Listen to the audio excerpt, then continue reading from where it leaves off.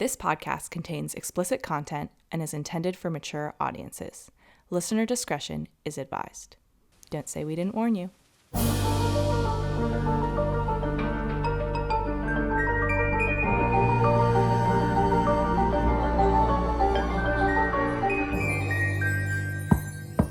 Hi, my name is Madison. And I'm Hannah. And you are listening to Who's Knocking? A true crime podcast. Welcome. So today we're getting into part 2 of our BTK saga. I'm going to take this off because I feel like you're going to hear it. I think this might go into 4 parts. Okay. We'll see.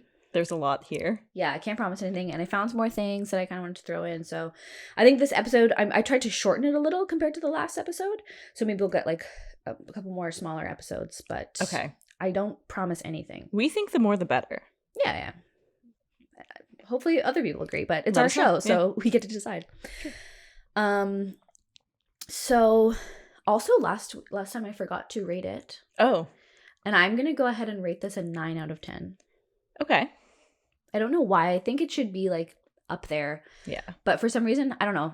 Dennis Rader just doesn't scare me because he's such a loser.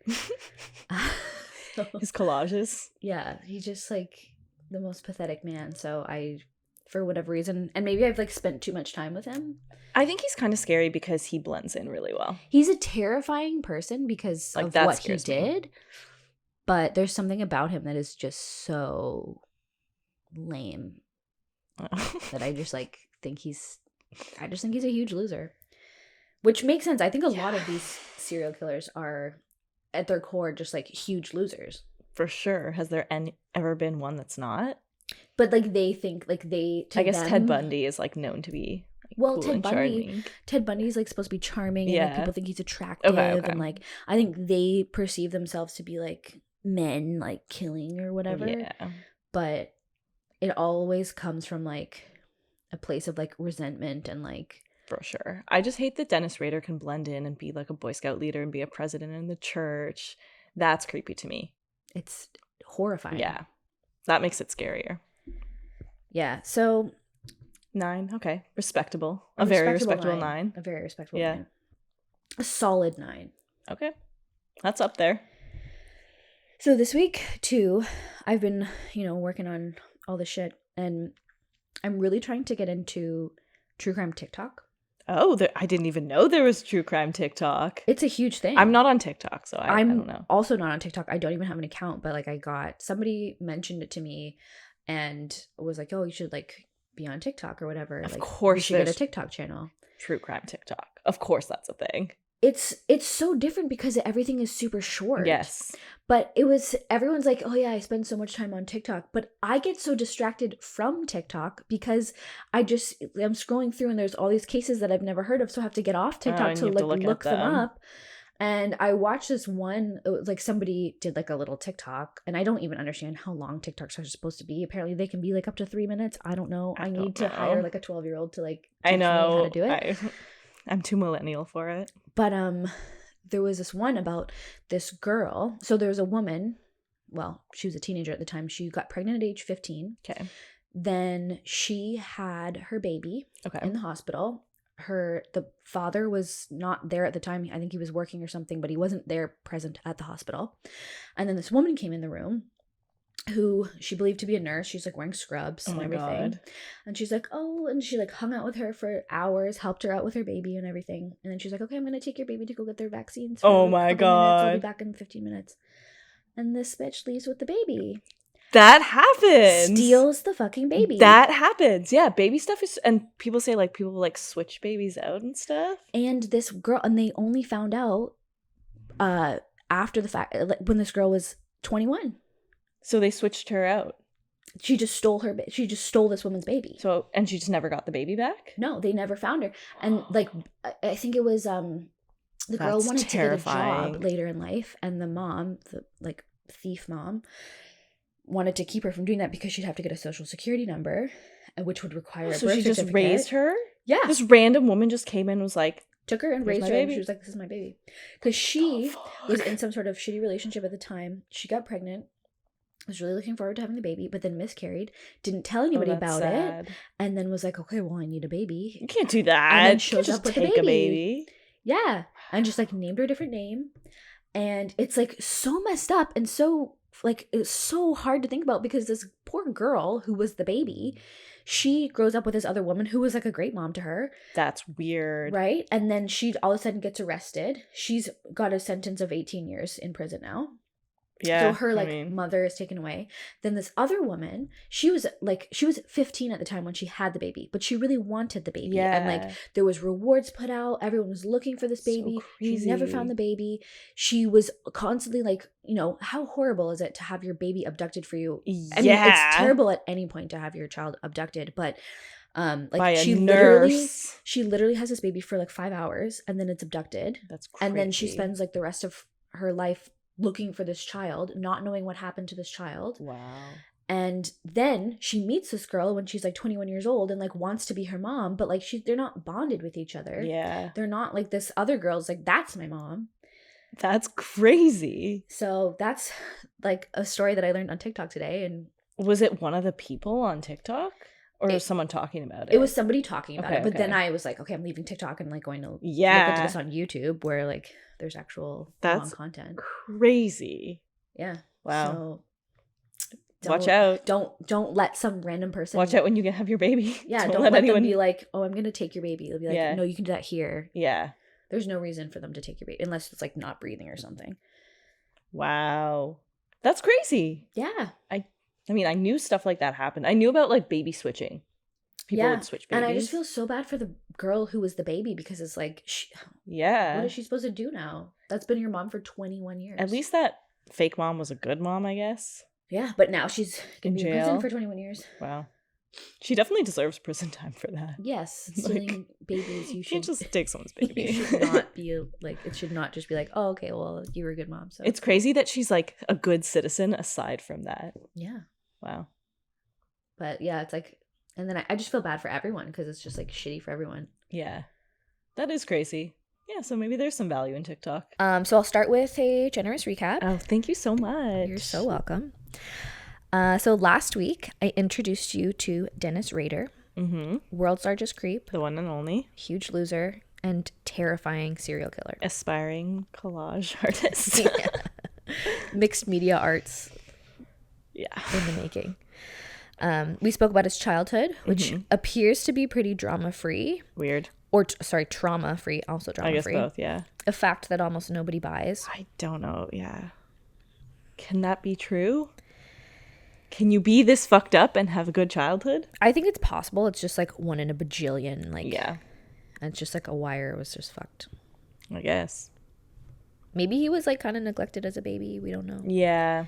Could and like they didn't small. Like even realize that. They dropped him on his head or something. Yeah. I think it was an alleged like one head injury or something, but it's like a head injury in and of itself doesn't just like make you a serial killer. Yeah, that's true.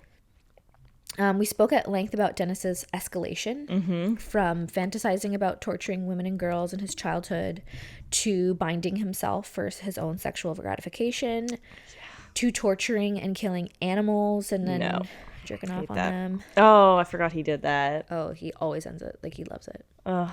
Loves it. To stalking women and doing lots of freaky collaging and scrapbooking and arts and crafts. To finally stalking and killing a number of real human beings, including 2 children. That was terrifying.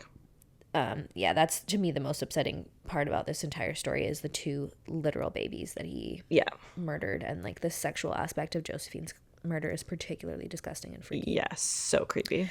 We talked about the Otero murders, the murder of Kathy Bright, and the attempted murder of Kevin Bright, her brother, and Kevin's escape. Yep, shout out Kevin. And then you talked a bit about Dennis's first communication with the police. Yeah, the letter that he could not help. His shitty letter. He could not help himself. Yep. He has had to gloat. He has this need to be recognized, and like clearly what he wants out of this is he wants to like terrify the community. Yeah. And so when it's he wants the power. When he's not being recognized, he's like, they have to know. Like, he's desperate for that. Yeah. For the attention. He needs the attention. Yeah. Okay. Get it out of my freaking lungs. So, here we go.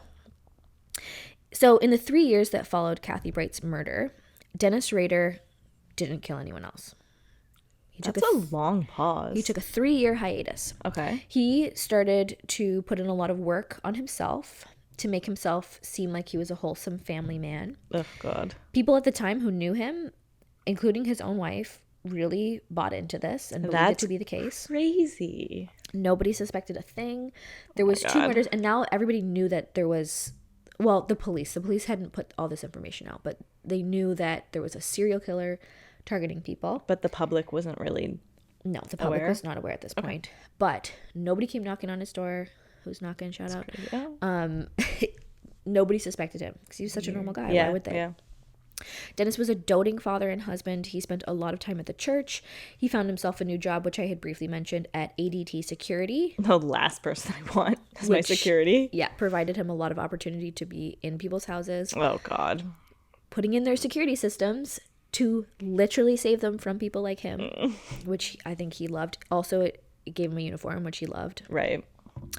And he seemed pretty happy. He also was enrolled at Wichita State University.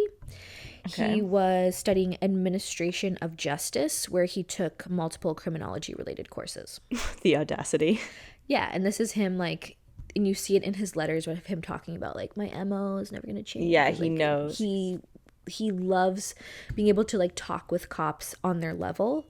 He loves the idea of being a cop, which he's, like, he like, doesn't try hard enough at anything, so like there's no way. Yeah. But there was a lot of people when they were trying to make profiles of him and trying to figure out who he was. They thought he was an ex-cop or whatever. Yeah, because he knew about it. Or a wannabe cop. Or he just likes to be like aware of how to like talk about bad guys. Yeah, and you'll see it too when he gets interviewed. And what was it? There's something else that has to do with him. I'll think about it later. But he loves to be able to be like on the level of cops. Okay. Something else he started spending a lot of time doing during these 3 years was tying himself up and hanging himself, as he did before in his youth. He had taken a big break from that, I think. I just don't like. He loves it. I can't comprehend it. Like, he binds himself and hangs himself, like not from the neck, but like just like from the body. It seems like that would be difficult to do.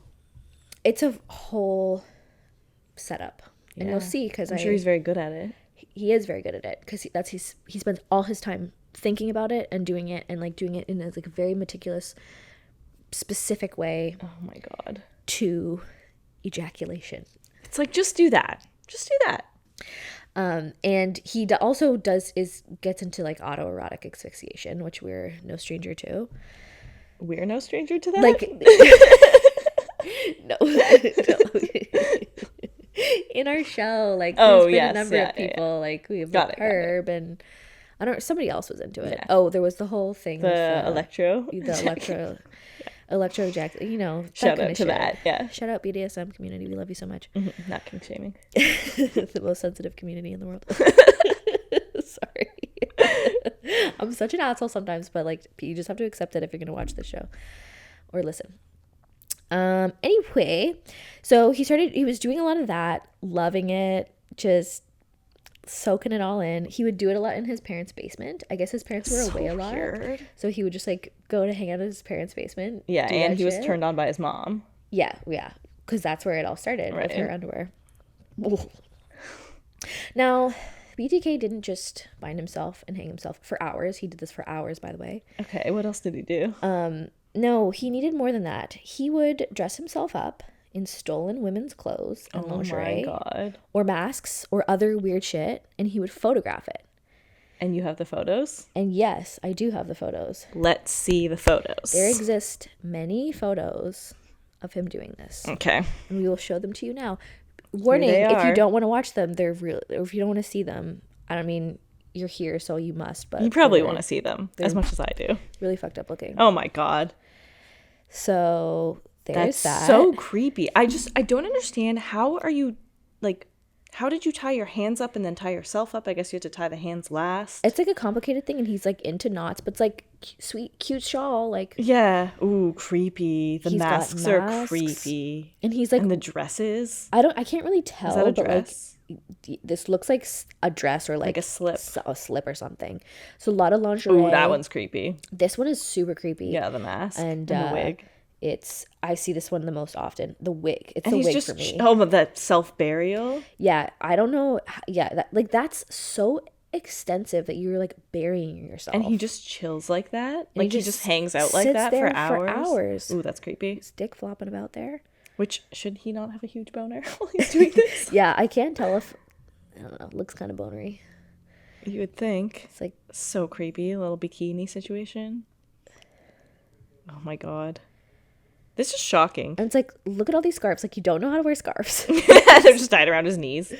So there's that. And I'm sure there's like even more photos. That was a lot. There's a lot. Yeah. He did this often. And also, how did he take these photos?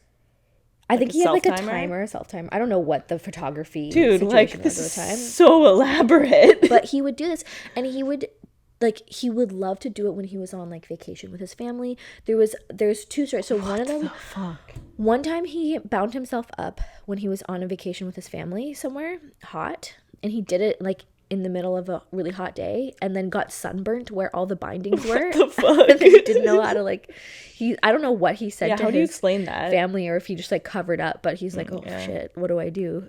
And then what if they just walk in on you? Like, well, I don't want to spoil it, but we'll see. And then there was one time where he was on a Boy Scout trip. No. With the Boy Scouts, and Poor Boy Scouts. Tied himself up in the trunk of it. I think it was like the back of a pickup truck or something. I don't remember if that's the case or where it was, but that's what I'm picturing. Okay. And he had some handcuffs, and he dropped the keys to where he couldn't reach them. Oh my god. And for hours he sat there contemplating as the sun was going down whether or not he was going to have to call over one of the poor Boy Scouts to unlock him. Dear God. But I think he was able to get his hand out. Imagine him wearing that wig and that mask and being like, "Hey, little Boy Scout, come on over and unlock me." Being that Boy Scout. Yeah, you're traumatized and you just for life. Like hear someone go like, "Hey, could you come help me?" And you're like, "Yeah, I'm a Boy Scout. That's my job." Ooh, I was not expecting that. And then you're like, "What the fuck?" Like, yeah, you can't be doing that around the Boy Scouts. Well, and I think that oh my god, like. I think that part of it was like, that's exciting. Yeah, that the risk of getting caught or whatever. Why else would you do it? But as you can see, he has these compulsions where like he's like, I need to scrapbook. I need to pin myself. Like, I'm gonna have to go break into a library to like get my magazines. Like, that's a good part of the story. He just can't help himself. But it's like you put all this work into making yourself seem like this upstanding father and citizen, and you're doing this right near where your family is. Yeah. Like it could all come crumbling down. Yeah. And like, but maybe he likes the risk that. Of it. That must be. Yeah. It has to be, because why else? Imagine your child walking in on that. Oh my! I can't imagine. Imagine walking in on your dad like that. Yeah. That'll fuck you up. Yeah. That'll like, mess you that's up. It for me. Yeah, I'm out. Done here. Yeah.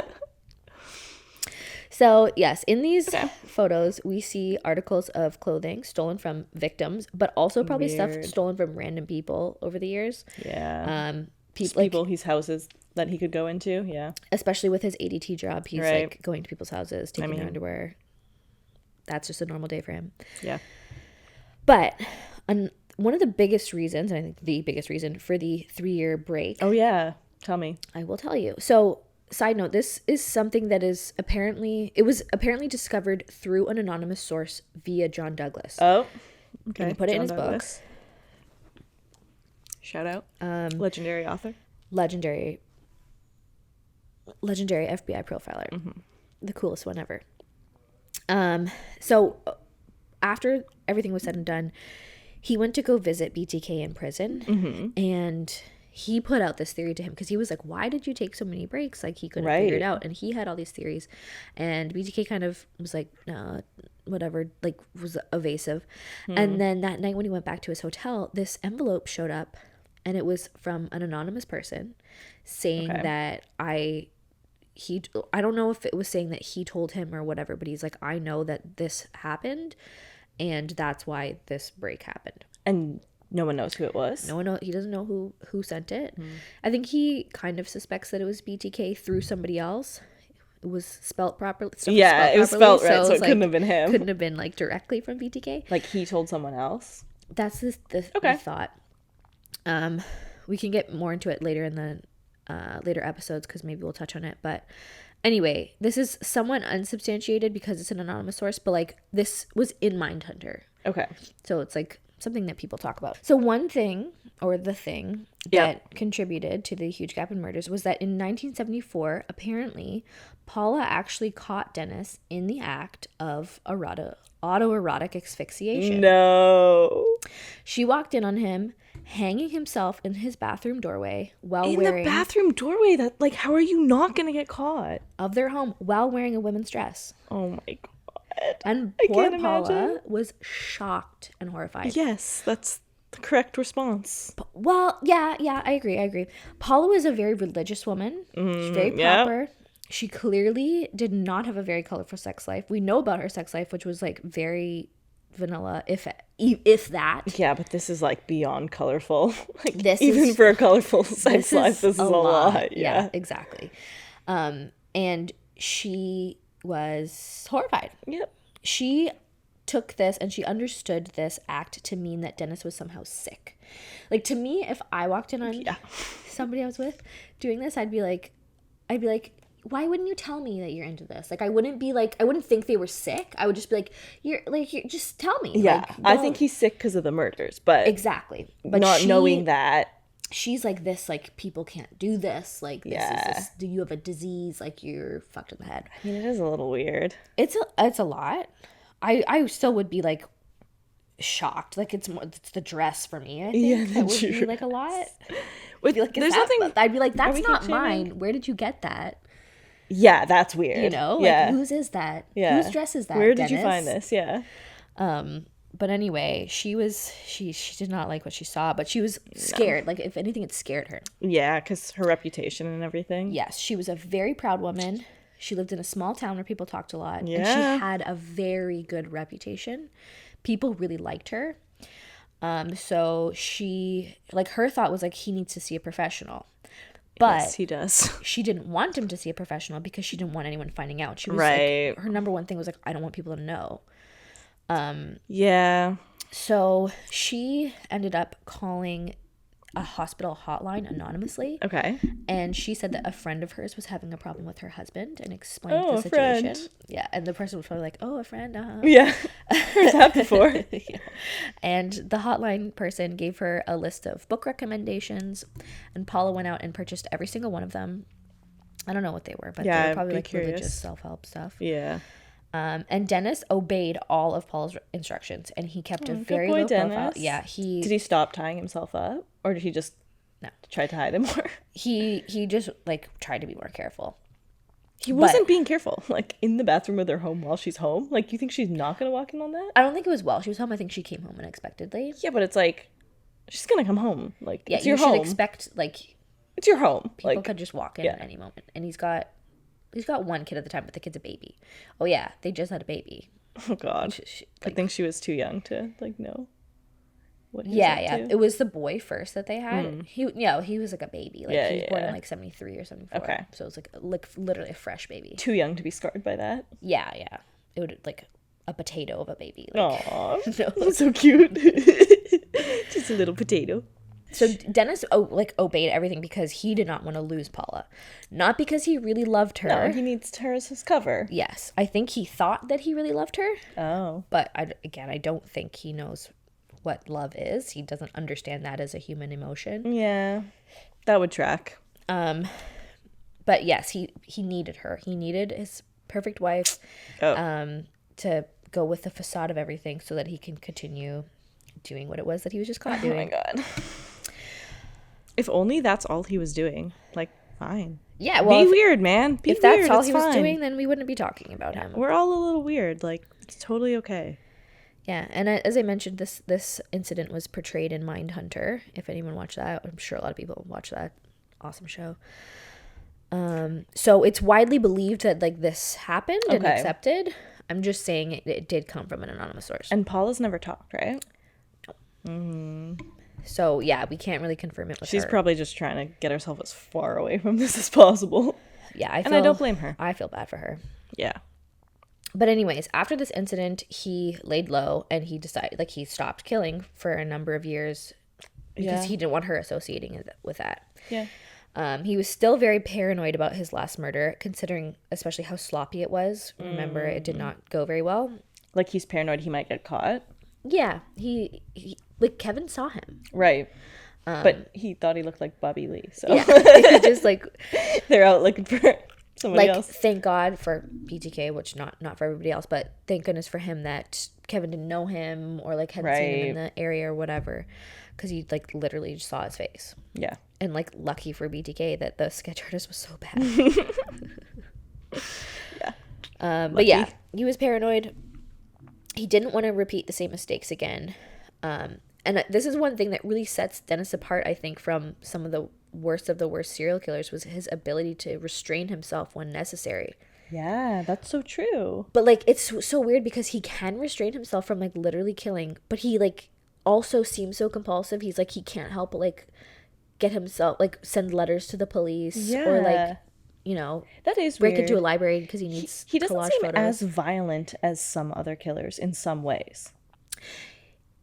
Yeah, it just like when he kills, he is, but he can take breaks from it. He can just focus on torturing himself a little bit. And which is weird. It's interesting, and it maybe that's the lack of trauma. Maybe, and it very well might be, because a lot of these other people seem to be, like, more slaves to their... Yes, because trauma, it makes you emotionally dysregulated. It makes you just, like, switch in, like, to fight or flight, kind of. And he just, like, doesn't have emotions. He just, like, was born without he's them. Like a sociopath. For sure. Weird. For sure. Creepy. So, yeah, that's just an interesting tidbit. But for 3 years, he did, like, he sustained himself on, like, finding himself and whatever. His own weird shit. But on also plotting and scheming and like, getting ready to pull off his perfect fantasy kill. Hate that. And on March 19th, 1977, he finally struck again. At the time, Paula was 3 months pregnant with their second baby. On March 19, 1977, this murder took place at 1311 South Hydraulic Street, which was just 2 miles southwest of the Otero house. So in the same area. So dispatch got a call that day saying that Shirley Vian, age 26, had been strangled to death in her home. Oh. Shirley had 3 children from 2 previous marriages, and she was living with her latest husband, Rick Vian, who was out working on a construction site at the time of the murder. Shirley's children included Bud, age 8, who seemed to have some developmental delays, Stephanie, age 6, who had some learning disabilities, and Stephen, age 5, who was the only child with seemingly no cognitive impairments. Okay. And were they at home? They were all at home. Oh, God. And this is what happened, which was told by her children and later BTK's confessions. Like, this is what we've put together. Okay. So the day of the murder, Shirley was home from work with some sort of flu or stomach bug. She was sick. All 3 kids were also home, as Shirley was too sick to take them to school. Shirley, which sounds like hell, by the way, like, if I'm sick, I'm like, get the kids to school so I can lie down. Yeah. Anyway, Shirley had sent her youngest, Steve, to the gas station to grab some 7-Up, chicken noodle soup, and 2 money orders equaling $40. Okay.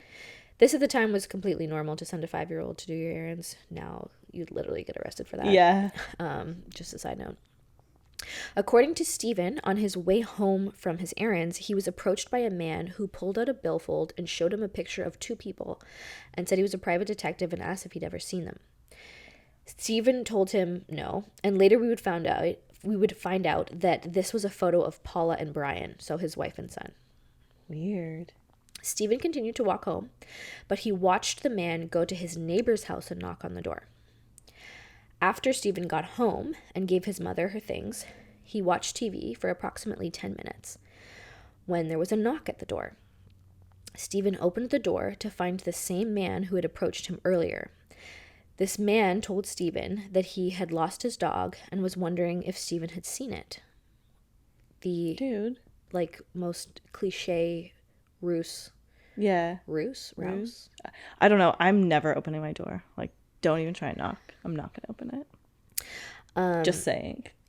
Yeah, this is just because it's gonna be a murderer. Get a Ring doorbell. The camera? Yeah. And you can just talk to them. Oh yeah, okay. No, I'm not even gonna do that. I'm not even gonna talk to you. Yeah, well, I live on the same floor as my in-laws, so like whenever she comes, she always goes like doop doop doop, like she does it's like a funny funny knock, yeah. And then I'm always like, come in. So now every time like an Amazon package comes to the door, Isla's like, come in, and I'm like, don't do that. No. Do not invite people in. Yeah. Anyway, Bud then also came to the door, the other brother, and suddenly the man pushed past the two boys and said that he was going to go ask their mother. That's so scary. The man turned off the TV that Stephanie was watching. Rude. And pulled down the blinds in their front windows. Oh, fuck. And then he pulled out a gun. Oh, my God. Pointed it at the children and asked them where their mother was. What the fuck? By then, Shirley had heard the commotion, and she came out of her room. Poor Shirley. She's so sick, too. Yeah, she's literally... There's vomit on the floor. Like, she's literally vomiting. Oh, God. She's, like, actually sick. She started asking who the hell this guy was, and he told her to shut up. During the shuffle, the phone rang, and he told the family to leave it. This man then told Shirley that he had a problem with sexual fantasies and that he was going to tie her up, and she got really nervous, and he let her smoke a cigarette before he tied her up, and like they had a little conversation. He assured her that everything would be fine and that he had done this before, and he made her believe that if she did what he wanted, it's not going to be fine. He would let her and her children go. Oh, God. This is the signature or the ritual, right? That's what we were talking about earlier. Stephen tried, I skipped ahead. The man then brought the kids into the bathroom.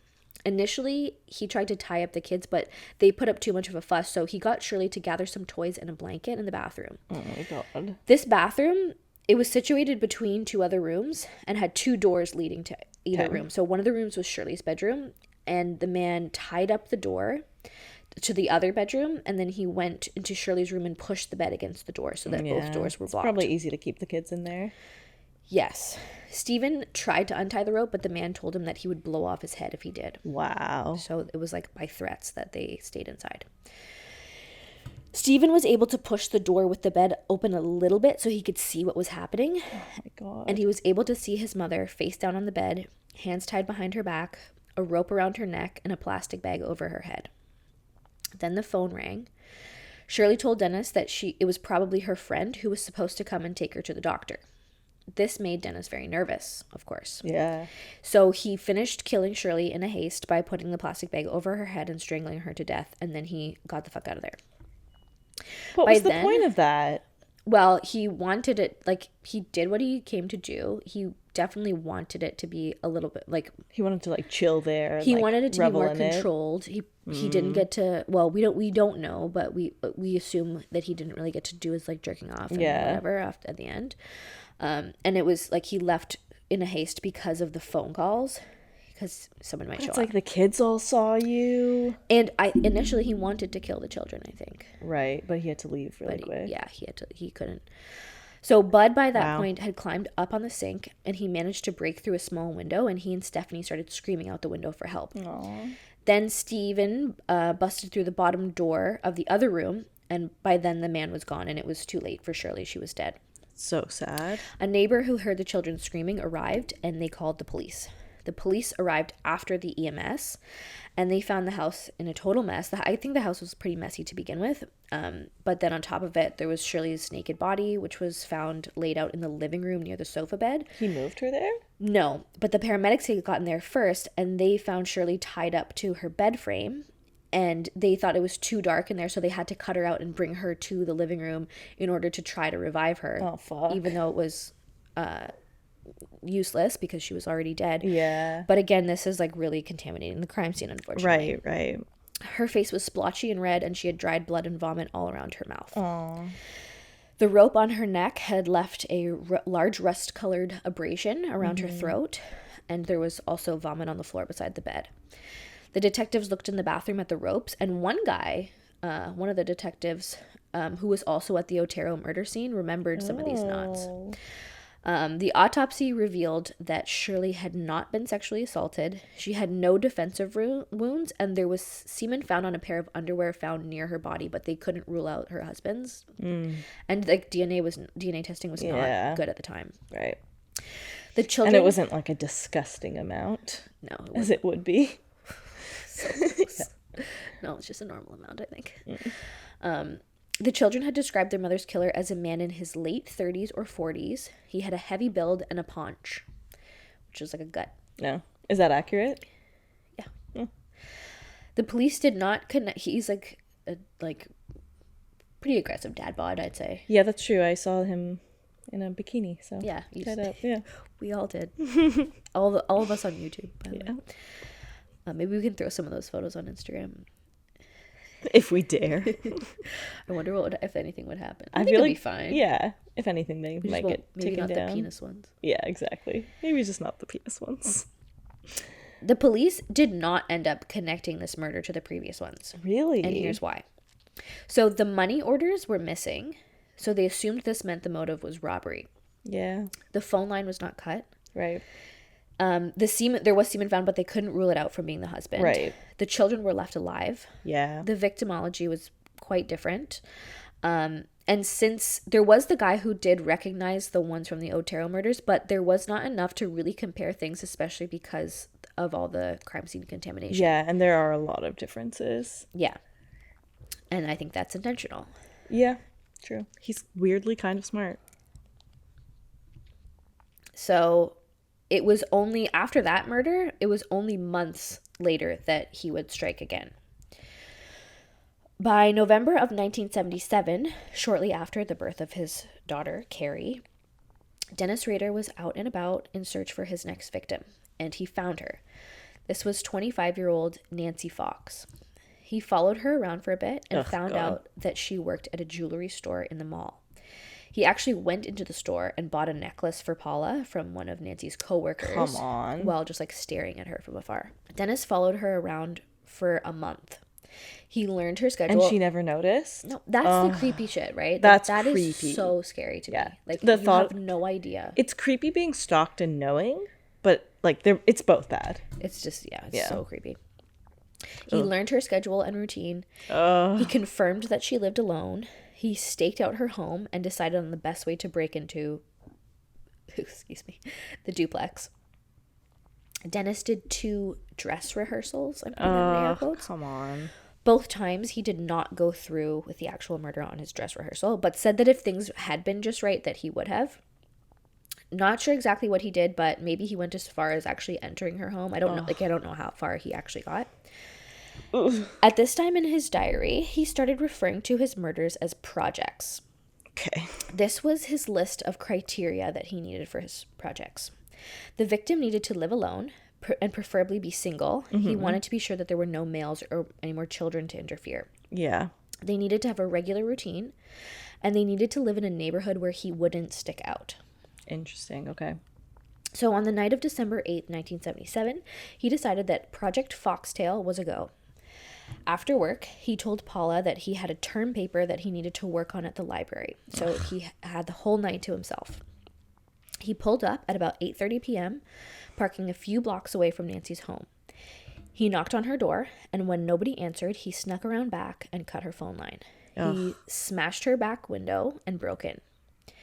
At about 9:20 p.m., Nancy came home, and Dennis was waiting for her in the kitchen. Oh my God. Imagine. That's like the scariest thing ever. He told her that he wanted to rape her, and he threatened to hurt her if she didn't comply. Wow. He held a knife to her and flashed his holstered gun. He also allowed her to smoke a cigarette and to use the bathroom. What's with that? I mean, smoking was super common at the time, but it's also like he loves to set things up. Like, he loves to make people think that that they're. Don't worry, I'm a nice guy. Yeah, I'm just he's gonna just rape like you. I have like sexual compulsions. I have like issues. I'm gonna rape you, and like it's gonna suck, but like you'll live, and I'm just gonna get out of here. I would just feel like it's so hard to buy that because it's like, but if you see his face, like. Yeah, I don't know. I think some of them, like, he might have gone in with like pantyhose over his head or something. That's scary too. But like, yeah, and like in the Shirley Vian one, like he didn't. He went in totally, yeah. But probably these people aren't like super well versed in like what killers do. Yeah, and what do you know? Like, you want to believe that, right? I guess, yeah. You want to, you can, especially if he's saying like, look, I could kill you right now, but I'm just gonna rape you and then I'll leave you alone. Yeah. You're like, thank God. You're like, guess, fuck, that sucks. But like, I just assume everybody's a murderer, so I'd just be like, yeah, but definitely you assume like me. Anybody's a murderer. Yeah, literally anybody. Like anybody who talks to me weird, I'm like, you're gonna kill me. You never know. So he let her go to the bathroom, and he was like, okay, come out undressed. And so she did, and he did his best to keep her calm, and as usual gave her the impression that he likes that power. He tied her up and gagged her. He put handcuffs on her, and he had her face down on her own bed, and then he used his own belt to strangle her to death. Didn't rape her again? Nope. No, he didn't rape none. Interesting. Like, yeah, I guess. It's just weird that he kept saying he was going to. It's like, why say it, man? Because it's like he wants to. You think he wants to, but he just can't bring himself to? And he can't do it. Sorry. Yeah, was that nice? The next day, there was nothing about Nancy's death in the paper, and Dennis was very disappointed about this. Oh, my God. So he got things started himself. That's so annoying. Yeah, well, it's 8 o'clock in the morning. Like, nobody's got there yet. And it's you're so impatient. You just need to be talked about. And it's like, you're so impatient for this, but you can wait 3 years to do another murder. Yeah. That's what I don't get. So it started with a call to 911 from a man on a payphone at about 8:20 a.m. The conversation went like this. Man, quote, you will find a homicide at 843 South Pershing, Nancy Fox. And the operator goes, I'm sorry, sir, I can't understand you. What's the address? And then a supervisor comes in and goes, I believe 843 Pershing.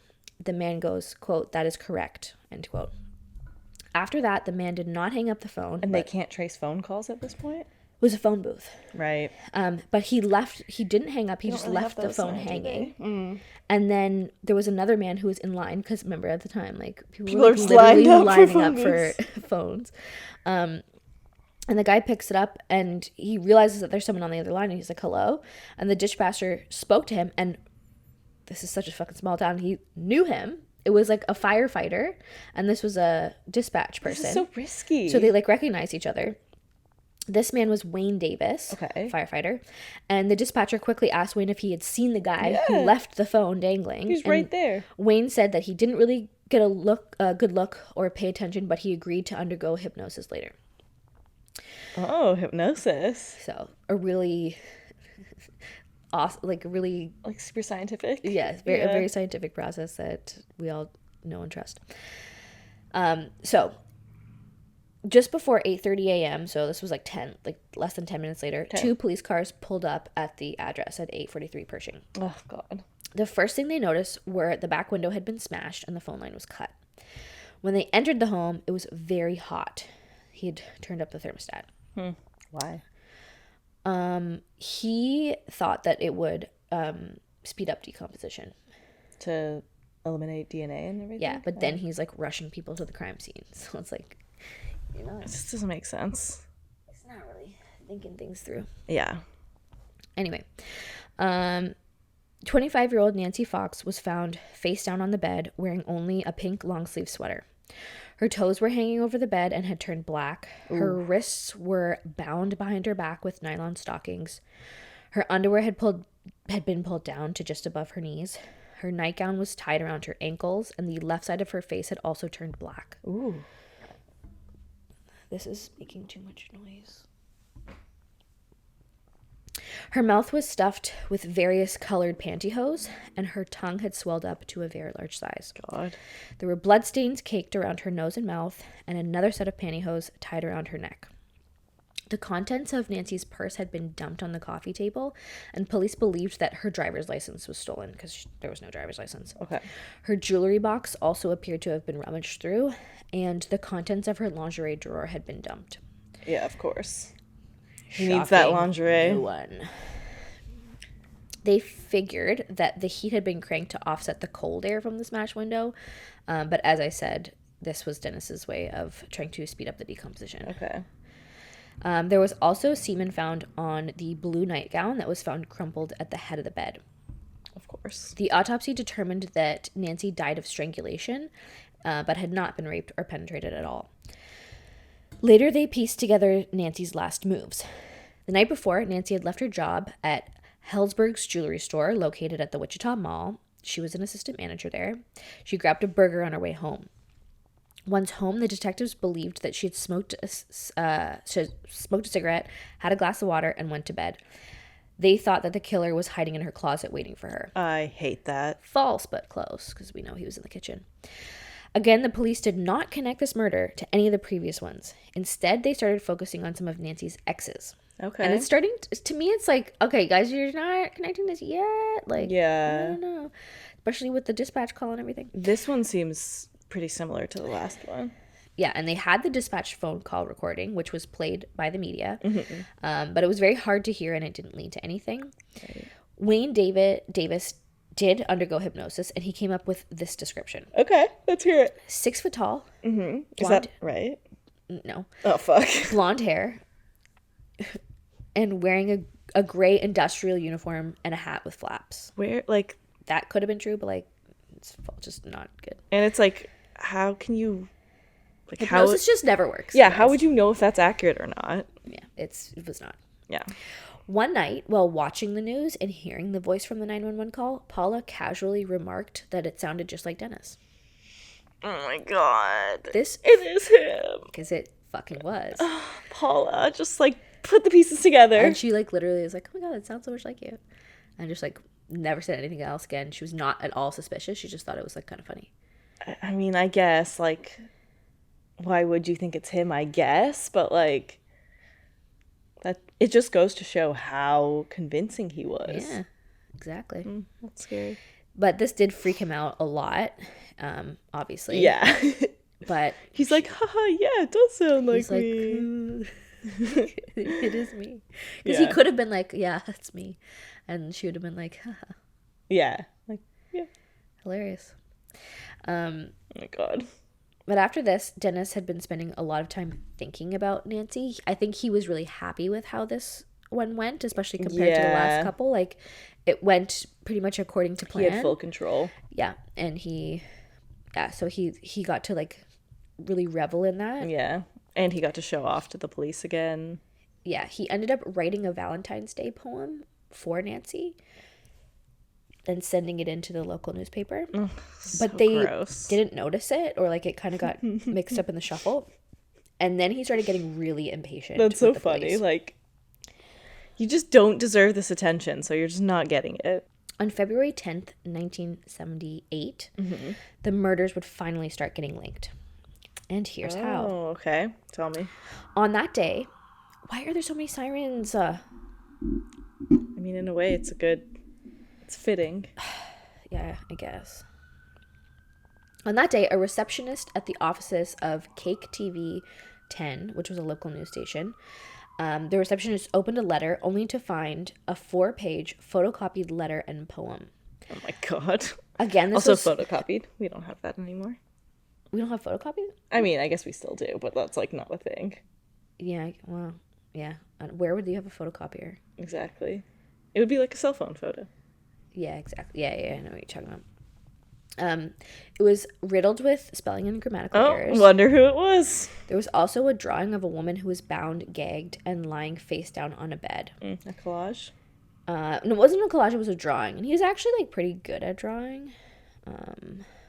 I'll include a photo. Yeah, I want to see. I haven't seen any of his arts and crafts yet. His arts, yeah, like, he's a crafty guy. I don't know which photo was. There's a lot of his drawings. Oh, did I not put it in here? I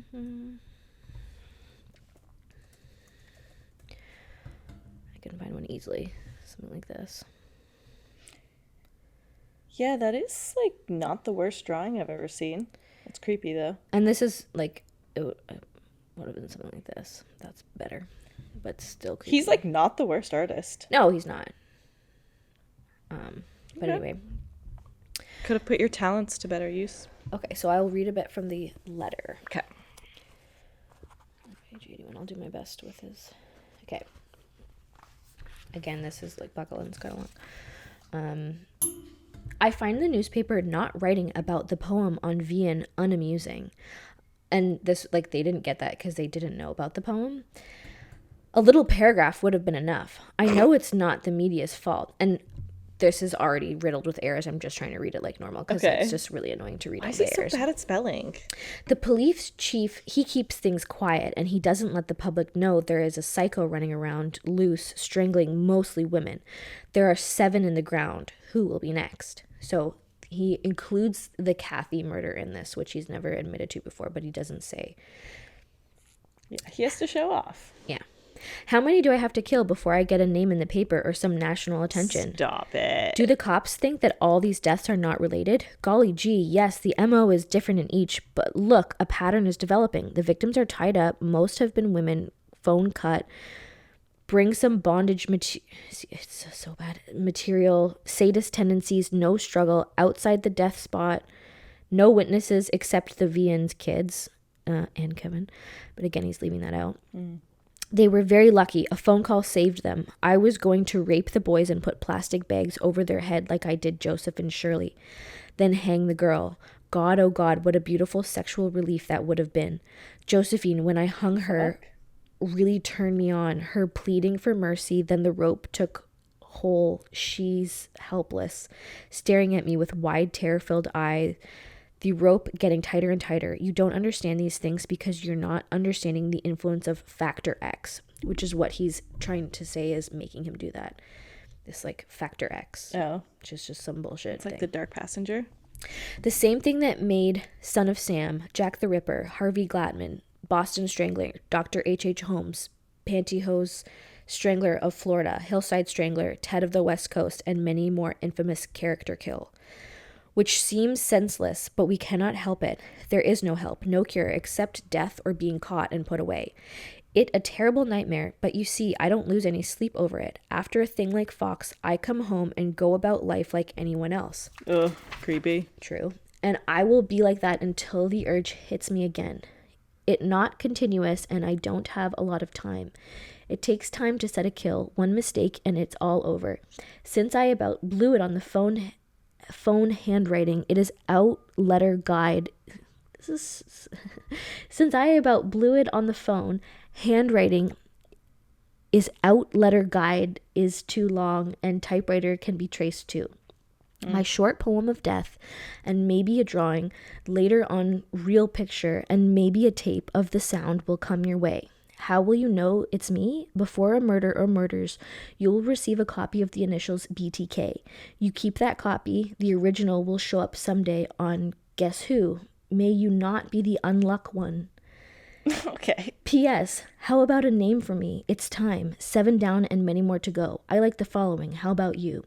The BTK Strangler, Wichita Strangler, Poetic Strangler, the Bond Age Strangler, or Psycho, the Wichita Hangman, the Wichita Executioner, the Garrote Phantom, the Asphyxiator. He's such a loser. Yeah. He can't let them name him. He's like, guys, come on, just pick one. He's like, please, I'm dying for a nickname. Here's a bunch, and they're all shit. He's like, pick one. Yeah, those are not even good. And then he goes through each victim. I won't go through all of it, but he goes, because we already know the Oteros. Then he goes, number 5, you guess the motive and victim. So he's saying, like, this is the Kathy murder. He's not admitting to it. Then he goes, number 6, you found that one, Shirley Vian. And then he goes through and, like, says exactly how she was found and everything. Yeah. And he goes through Nancy Fox. And then enclosed in the letter was also a poem and a sketch that closely resembled the scene when the Nancy's death scene. Ugh, and so they creepy. knew. Yeah, you're right. It's a combination of terrifying and like pathetic. Also enclosed was a poem titled, oh my God, let's hear the poem. Titled "Oh Death to Nancy," which was based on an Appalachian folk song called "Oh Death." Okay. And it goes like this. What is it that I can see? Cold, icy hands taking hold of me. For death has come, and you all can see hell has opened its gate to trick me. Oh death, you can't spare me. Over for another year. I'll stuff your jaws till you can't talk. I'll bind your legs till you can't walk. I'll tie your hands till you can't make me stand. And finally, I'll close your eyes so you can't see. I'll bring sexual death unto you for me. Great. Which is so creepy. Yeah. That's creepy. And as I said, there was also a lovely drawing. So the letter was so detailed, it had to be the real killer. That's what they got out of that. Knowing all the specifics of the crimes. Yeah, I mean. extreme specifics. Yeah. So the people at the news station obviously got this over to the police as soon as possible, who instantly understood that they had a serial killer on their hands. Which is what he wanted. Yes. What a weirdo that he, like, really wants the attention. He really wants, like, he really wants to be like Son of Sam. Like, he wants to be somebody who's terrorizing the community. He loves that power. He wants the attention. Yeah, it's the attention. That's, like, he's got, like, the sexual fantasies and urges and whatever and all that, but, like, he really loves to terrorize people. He loves the idea that he's scaring people. Like, he just loves it. I wonder why. That's what happens when you're, like, a resentful, shitty person. I guess so, yeah. I don't know. He feels like he lacks power in a sense because he can't bring himself to actually, like, rape. And this is, like, the ultimate power. Yeah. So at this point, they decided to go public with this information, and they held a press conference on the same day, basically explaining everything, and the people in the community were shook. Yeah. And they reacted very predictably. Yeah. They started buying up all the locks and the guns in the community. Yeah. Which, give like, me all the guns. I would do that too. Yes. Like, what else? This guy's just breaking into people's houses and killing them. The scariest thing for everyone was how random the selection of victims seemed to be. Yeah. Most serial killers have a type, and at least people can rule themselves out of that category. Or, like, you know, when Ted Bundy was killing all girls with, like, brown hair with middle parts, like, you could dye your hair. You could do things to make yourself not be one of his victims. Right. This is just like, you live here, you could be a victim. Yeah. That's it. It's so scary. People were also obsessing over their phone lines. They would check them as soon as they walked through the door to make sure they hadn't been cut. A lot of people started getting in the habit of calling their landlines before they left, like, on their way home, to make sure that they were working. Smart. Remember, again, there's no cell phone, so, like, you can't call on the way, like, wherever you were leaving from, you'd have to call or whatever. Right. The police were perplexed about the part of the letter that mentioned the poem for Shirley until an employee of the Wichita Eagle got in touch with them and let them know that they had found an index card which had arrived on January 31st but had accidentally gone to advertising. This poem was printed in children's block letters from a rubber stamp. Weird. So pull it up here if we're interested. What did he want to call himself? The poem killer? The poem slayer? Like, just such shitty. The Garrote Phantom. It's like, nice try. Here we go. Okay. This poem was based off the 18th century poem, the Mother Goose poem, titled Curly Locks. Okay. And I guess he couldn't come up with his own poem, so he just changes the words. Surely locks, will thou be mine? Thou shalt not scream, not yet feel the line, but lay on a cushion and think of me and death and how it's going to be. And at the bottom of the card, he printed the message, poem for Fox next. Okay. Great poem, man. Yeah. So that's impressive, not. But anyway, he was really upset that that poem had not been published before and that no one was paying attention to him, which led him to send this, like, really long letter. Right. It's not a good poem. Like, no, it's shit. Yeah. But, like, sorry, we're not going to publish it. It's bad. After all of this, the killer did not resurface again for another 14 months. Well, that's a long time. Yeah, over a year. Yeah. So then, it was April 28th, 1979, and 61-year-old Anna Williams was arriving home after an evening of square dancing with her friends. Of course, 61-year-old in square dancing. That's what you do when you're 61. I think she was, I don't know if I wrote this, but she was recently widowed. Okay. So she lived alone. She lived at 615 South Pinecrest, which is about 1 mile from Nancy Fox's home. Okay. She had gotten out of her friend's car and got to her doorstep, but at the last minute, she changed her mind and decided to take up her friend's offer to go get coffee.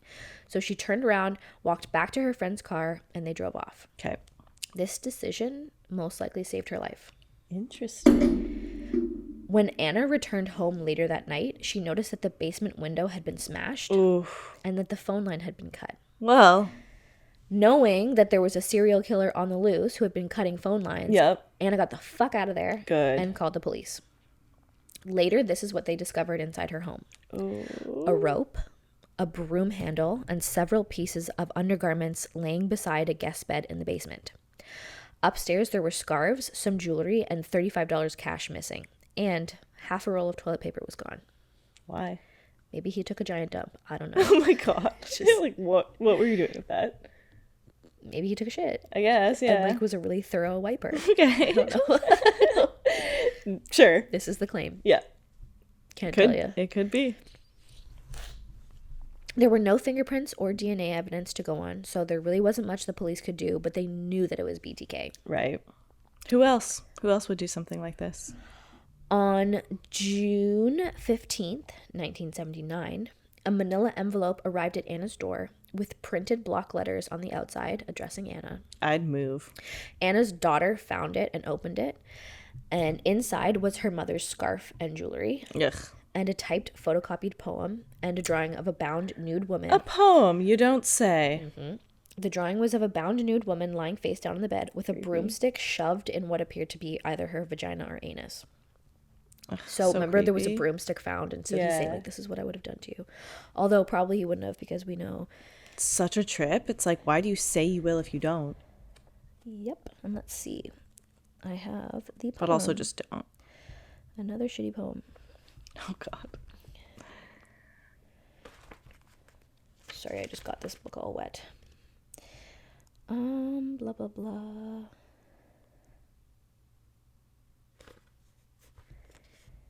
Okay. In his 19-line poem titled, "Oh, Anna, Why Didn't You Appear?" Ugh. "'Twas the perfect plan of deviant pleasure so bold on that spring night, my inner feeling hot with propension of the new awakening season, worn wet with inner fear and rapture, my pleasure of entanglement like new vines at night. Oh, Anna, why didn't you appear? Drop of fresh fear, spring rain would roll down from your nakedness to scent to lofty fever that burns within. In that small world of longing fear, rapture and desperation, the game we play fall on devil ears.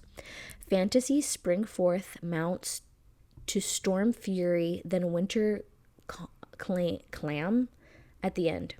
Oh, Anna, why didn't you appear? Alone now in another time span, I lay with sweet enrapture garments across most private thought. Bed of spring, moist grass. Moist? Yeah, disgusting. Clean before the sun, enslaved with control, warm wind scenting the air, sunlight sparkled tears in eyes so deep and clear. Alone again I trod past memory of mirrors and ponder why, for number 8 was not. Oh, Anna, why didn't you appear? Okay. Which is like shitty and stupid poem, but terrifying for poor Super terrifying, Anna. Yeah. And like she must just be like, holy shit. I'd move. Like I'd be in another state by now. Oh, she did. Yes, good she call. was so terrified she moved away from Wichita, never to return. That's as she should, yeah. After the almost murder of Anna Williams, Dennis took a pretty large hiatus, and he spent a lot of time binding himself in private again. Sure. This was at a time where his children were young, and he was heavily involved in the church and the Boy Scout troop. Dennis would also sometimes be sent on little trips for work, and during these trips, he took the opportunity to troll around these other towns looking for future victims or even breaking into homes and stealing lingerie. He loved any time he got to spend to himself because he wished that his life could just be him and himself. Like, he didn't like having a family. Yeah, but why have one then? Because the facade of being who he was helped him get away with his murders. Yeah. Or that's so he thought. His daughter Carrie has spoken up a lot since the crimes. Crazy. And since they all found out, and she says that she remembers her father as being a great dad. He taught her how to fish, he spent time with his family, and she and the family all claim to have never been suspicious about their father's behaviors. Creepy. It's interesting though, because in his years and years worth of diaries, his family is barely mentioned, and he was very good at appearing to be a great family man, but it seemed like he definitely lacked the ability to truly love them, which is sad. Yeah. But it's crazy that he was convincing enough. Oh, he was so convincing. It takes a lot of work to show up every day. I think people underestimate how easy it is to like pretend to be normal. Okay. I think it's easier than you think. Maybe. I do. I guess it could be. Like, I feel like, yeah, I guess he's not really, like, going into rages in his murder sprees either. So it's not like he's, like he's even-tempered. Yeah. I guess. And he's, like, just, like, a normal guy. It's, like, nothing about him is, like, crazy. Yeah, well. And I think, like, you know, with the Boy Scouts, like, it wasn't, like, torture for him to be a Boy Scout. He liked tying knots and, like, learning how to do survival things. Right. He liked wearing the uniform. Like, he would specifically do things that, like, he didn't hate them, but, like, it was, like, you know, he probably didn't, like, hate his family. No, he definitely didn't hate his family. He just, like, didn't truly love them. Yes. You know? For sure. So weird. And I guess probably, like, a lot of men were emotionally unavailable at that time. Yeah, so it's probably, was probably normal. You're there. Like, you're present. That's good. That's good enough. Yeah, like, I don't think him and Paula had, like, an intimate relationship. Right. Like, I don't think I would have been satisfied with that relationship. Right. But, like, to her, like, I don't think that's like, what she you've wanted got the either. kids, you've got the husband, you've got the reputation. She wanted to have the reputation in the community and be, like, a member of the church and this and that and whatever. And that was satisfying to both of them. Or he at least pretended it was. Yeah, but so as I was saying, I don't think he truly loved them, but he spent the majority of his time trying to figure out how he could, like, get away from them and, like, lurk about stalking women and whatever. And then apparently in 1980, Paula caught Dennis again bound up and cross-dressing in their home. Oh my God. This time she was much less sympathetic and she was pissed. And she didn't speak to him for days. And she made him promise never to do it again. And he was like, okay, well. He's like, I'll do it again, though. He's like, I'll move out. And, like, he basically tried to call her bluff and was like, I'll leave. But he knew that she wouldn't want him to leave. So he's like, just let me keep doing it. No. But he promised he would never do it again. Oh, he did? Okay. Yeah.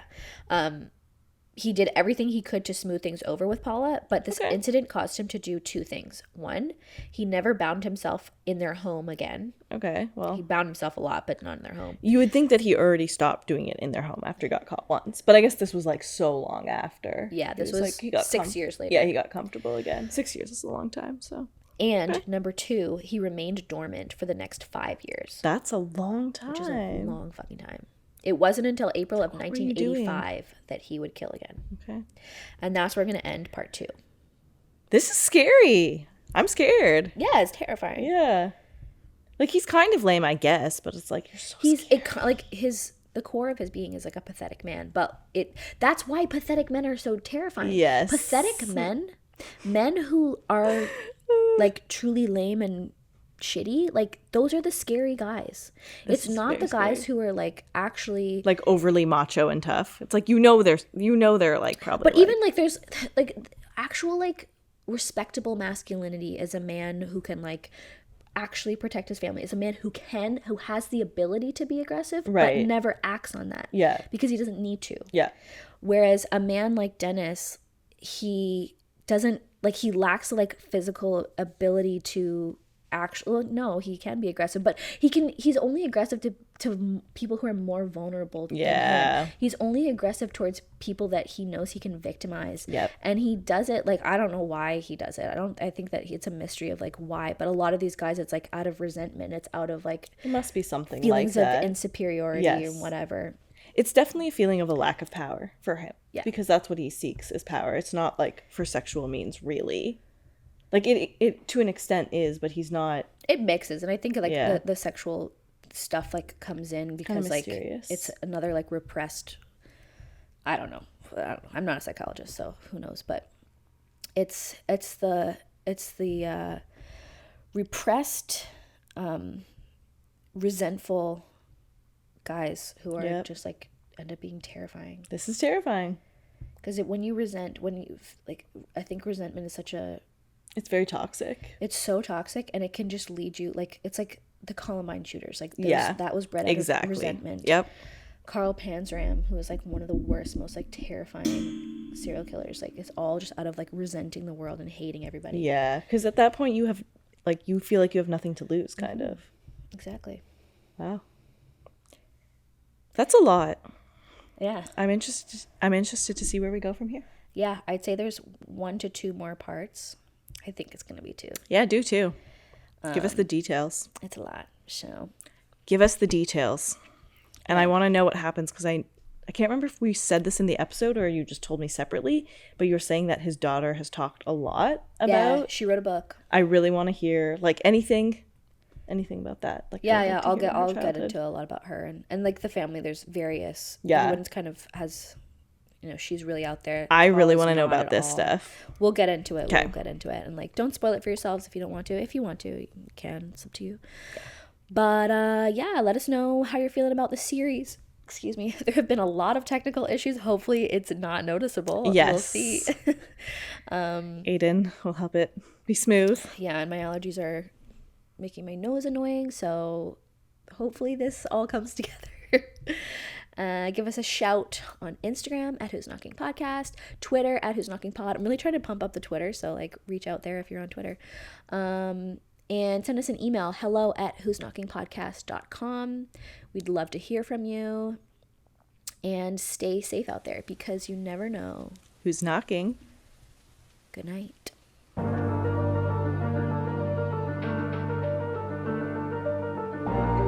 This podcast is produced in collaboration with Lost Line Media. Artwork by August Digital. Music by Matthew Cook.